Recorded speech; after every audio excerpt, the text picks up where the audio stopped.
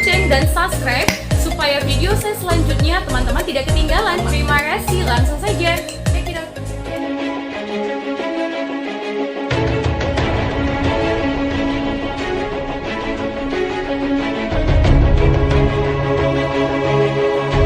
Perang Tangga Batu dan kisah kesaktian Sisingamangaraja 12.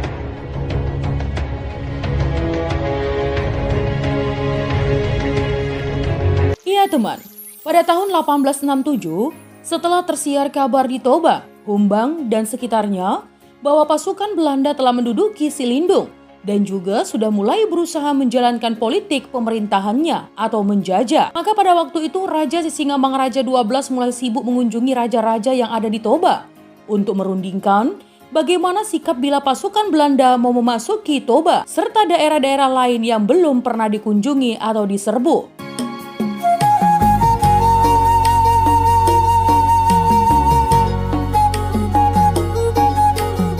Maka segenap lapisan rakyat mencapai mufakat dan bertekad untuk tetap melawan pasukan Belanda yang tidak tahu adat itu. Sewaktu Raja Sisingamangaraja 12 beserta rombongannya melintas dari Tampahan Tangga Batu menuju Sihatan Dohon atau Humbang, pejuang-pejuang dari Tampahan atau Tangga Batu antara lain yang terkenal Oppo Badiapor Hastampu Bolon dari Tangga Batu menerima anjuran atau penegasan supaya pertahanan yang sekuat-kuatnya dibentuk di sekitar Tangga Batu. Ya, karena letaknya strategis untuk dijadikan sebagai benteng pertahanan dan mudah membendung serangan yang datang dari arah Silindung. Maka dengan serentak bergiatlah seluruh rakyat mendirikan satu benteng atau markas di Tangga Batu berupa satu los yang dikelilingi parit dan diperlengkapi dengan tempat-tempat penembakan, dan masing-masing anggota atau pengawal mempunyai lubang perlindungan. Benteng tersebut sampai sekarang bernama Benteng Tanjing.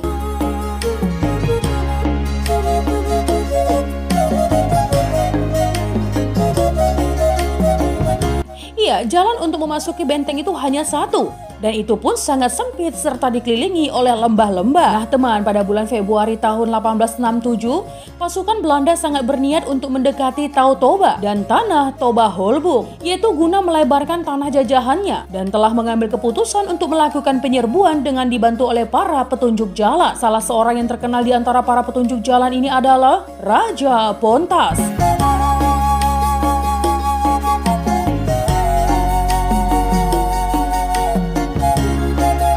Nah teman, rencana penyerbuan ini telah sampai ke telinga rakyat Toba Holbung. Dan atas pimpinan Raja Sisingamangaraja 12 sendiri, rakyat Toba dan Humbang bersatu padu membendung serangan pasukan Belanda tersebut. Dan terjadilah pertempuran di Simomok Bahal Batu. Saking hebatnya peluru-peluru dari pasukan Belanda yang dianggap serba modern pada waktu itu, pasukan Raja Sisingamangaraja pun mundur dengan teratur. Tetapi pasukan Belanda pun langsung kembali ke pangkalannya di Silindung, karena telah jelas baginya bahwa rakyat masih tetap bersatu dan tidak ada gunanya menyerbu Toba, mengingat banyaknya rakyat yang melawan mereka.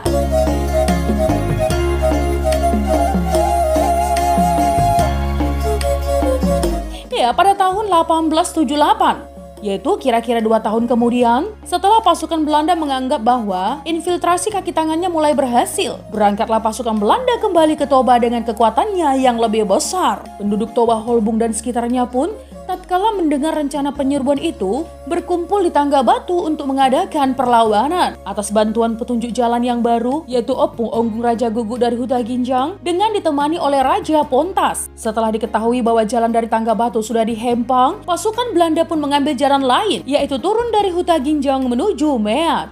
Ya, ketika pasukan rakyat mengetahui bahwa pasukan Belanda sudah berada di Meat, terjadilah pertempuran di sepanjang Gurgur Tampahan, atau barisan rakyat dari sebelah atas dan pasukan Belanda dari bawah. Tembak-menembak memuncak sangat serunya, sampai pasukan rakyat Toba kehabisan peluru teman.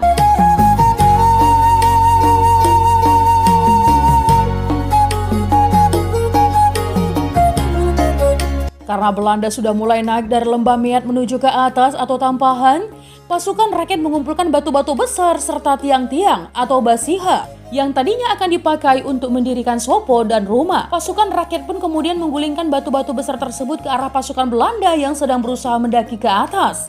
Perlawanan dengan cara menggulingkan batu ini membunuh kurang lebih 20 orang pasukan Belanda. Ya, sesampainya pasukan Belanda di Gurgur, mengganaslah mereka. Mereka secara membabi buta membakar hangus banyak kampung. Harta benda rakyat dirampas dan ternak-ternak pun dihabiskan. Ya, pasukan rakyat Toba mundur ke pangkalannya masing-masing. Tapi di Lintong Nihuta, rakyat masih mengadakan perlawanan, walau akhirnya terpaksa mundur juga.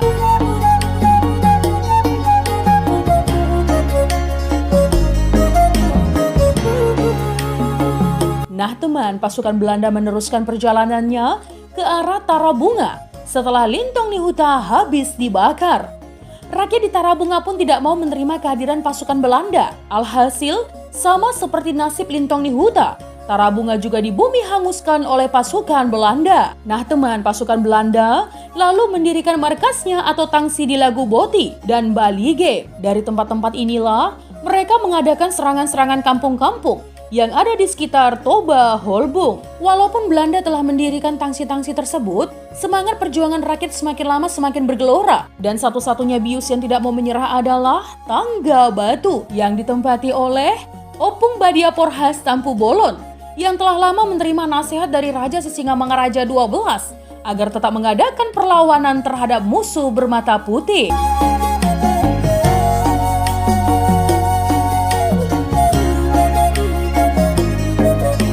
Lebih lanjut teman, berkali-kali suruhan Belanda datang ke Tangga Batu untuk menawarkan perdamaian.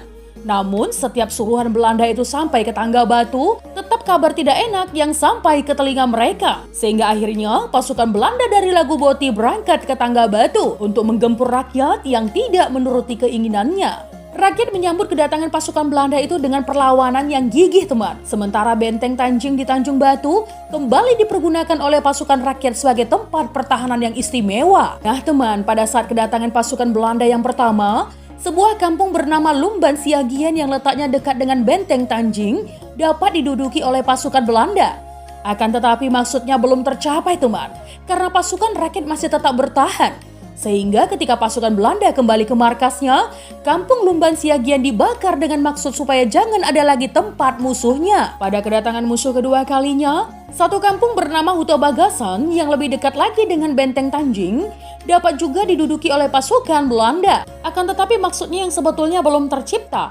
Dan waktu pulang ke Lagu Boti, kampung ini pun hangus dibakar oleh pasukan Belanda dengan lebih dulu mengambil semua harta benda serta padi milik rakyat di sana. Nah teman, dengan adanya pembakaran serta perampasan-perampasan tersebut, rakyat pun menjadi sangat ganas dan benteng Tanjing pun ditambah lagi kekuatannya dengan sanak saudara serta famili dari daerah-daerah lain. Akhirnya karena benteng Tanjing tidak dapat direbut begitu saja oleh pasukan Belanda, maka dengan taktik baru, yaitu dengan mendirikan satu tangsi kecil Bram di Gurgur dan diperlengkapi dengan sebuah meriam. Pasukan Belanda mengadakan pertempuran-pertempuran dengan jarak jauh dan menembaki Tanjing beberapa puluh kali dari Gurgur.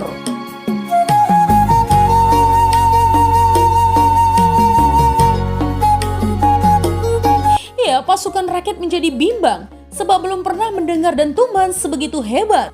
Dan disebabkan los-los dalam pertahanan mereka sudah rusak binasa, maka pasukan rakyat pun meninggalkan pertahanan tersebut waktu malam teman. Ya, sebagian dari barisan rakyat tersebut di bawah pimpinan Opung Badiaporhas Tampu Bolon mengundurkan diri ke Sigaul menggunakan Solu. Dengan jatuhnya benteng Tanjing teman, Belanda menganggap bahwa keamanan akan tercapai dan pemerintahan akan lancar diatur. Sehingga para raja Hiwatan baru mulai diangkat. Di antara yang terkenal ialah Raja Opu Batu Tahan Siahaan di Balige. Namun sangkaan tersebut tidak tepat teman.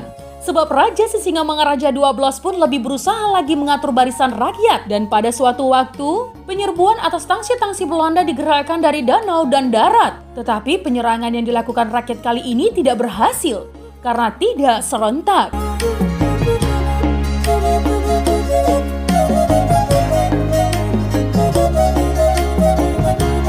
Raja Sisingamangaraja dengan menunggang kuda putih. Seperti apa kisah selanjutnya? Nantikan part 2-nya ya teman.